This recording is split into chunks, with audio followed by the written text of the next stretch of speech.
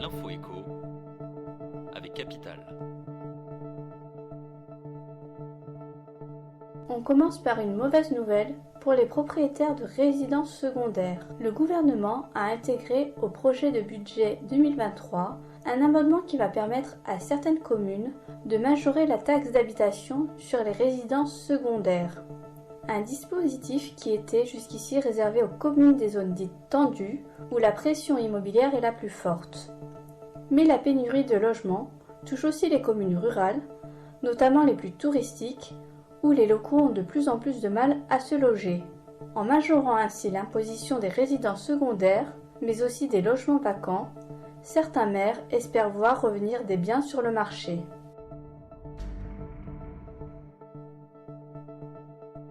On enchaîne avec l'info insolite. L'huile de friture devient légale. Dans le projet de loi de finances pour 2023, figure un amendement permettant aux automobilistes roulant au diesel de se servir de l'huile alimentaire usagée comme carburant.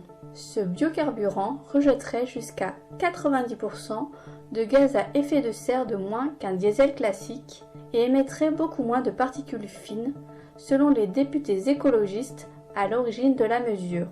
Reste à savoir comment utiliser ce nouveau carburant, comment le filtrer, dans quelle proportion le mélanger au diesel, toutes les réponses dans notre article.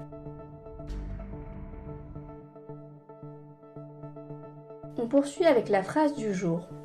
Un placement garanti qui rapporte beaucoup, ça n'existe pas. La mise au point de la directrice des relations avec les épargnants à l'autorité des marchés financiers, AMF, est claire. Invitée du grand rendez-vous de l'épargne, Claire Castanet rappelle que la martingale n'existe pas en matière de placement. Et les particuliers doivent se montrer plus vigilants que jamais face aux promesses de rendements élevés sur des produits présentés comme sans risque. Forex, crypto, parking, derrière chaque publicité se cache peut-être une arnaque. Plus de détails sur notre site. Une alerte pour finir, signée du vice-président de la FNSEA, Luc Smessard. Dans une interview accordée à Capital, le dirigeant du syndicat des agriculteurs pointe le risque d'un chaos alimentaire cet hiver.